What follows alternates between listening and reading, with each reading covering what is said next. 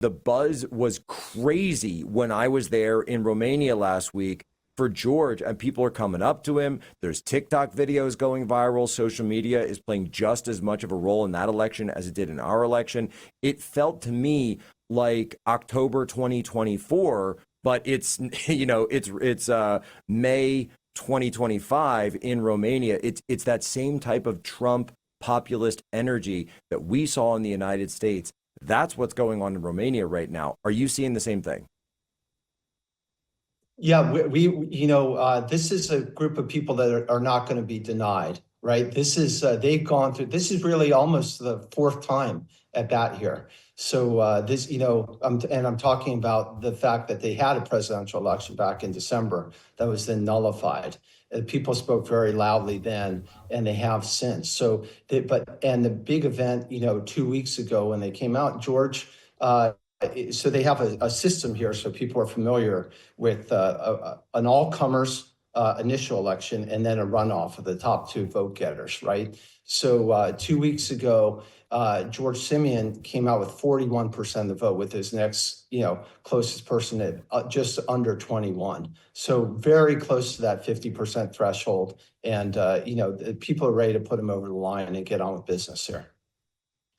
Yeah, I think probably the most important part of that was that all of the polling up to that point only had him at 31 to 34% of the vote. No poll had him over 38%. And so when we were running models, that's just not what we were expecting. Simeon far outperformed what anybody was expecting, to the same kind of extent that President Trump beat on Biden. It's starting to look like a people's mandate here in Romania. And Jack, so for people to understand, how did he so overperform, or basically in some respects, how was it missed? Well, one thing that's peculiar to Romania, and it is kind of a part of an outgrowth of a globalist history that they've been under here, is that there's a significant amount of vote that is from the Romanian diaspora. So this is a country which, amazingly, for the viewers' background, we're talking about a place, give or take the size of Wyoming, right? With a population that is, depending on who's counting, around 18 to 19 million. But interestingly enough, that's 6 million fewer than 1989. When the country was under communism. And it's the same number 60 years ago. So this country has been degrowth. That's the globalist goal, right? So they've actually been successful here. What they've done is push out a lot of Romanians overseas. And so a lot of families here are relying on money coming back. And it's gotten so bad that now when growth does occur, the country ironically even needs to import labor. So they're bringing in. And one thing, guys, and I'll just say it, is that, and George said it when I was there with him. I didn't even want to put words in his mouth. He said it himself. This was one, Bucharest specifically was one of the main targets of George Soros's open society agenda. After the fall of communism, it was George Soros operating. Remember, he originally came out of Hungary himself, in Budapest, right next door there, and then came into Bucharest, was working on Poland, working on so many areas, specifically in this region, to get his network and his people in place. And that's why you saw, as you say, these open borders, these third world migrants, third country workers coming in from, migrant workers coming in across areas, by the way, where the Romanians themselves, in many cases, are also facing economic issues where they want the employment and they can't get it because these workers are coming in. And this guy, similar last name to yours, by the way, Tom, but we're not going to get into that. We're not going to be making it. He's Don's, not Dan, or no, he's Dan, you're Don's. But we're Nicodon Dons. But we're not gonna go through the full 23andMe on that.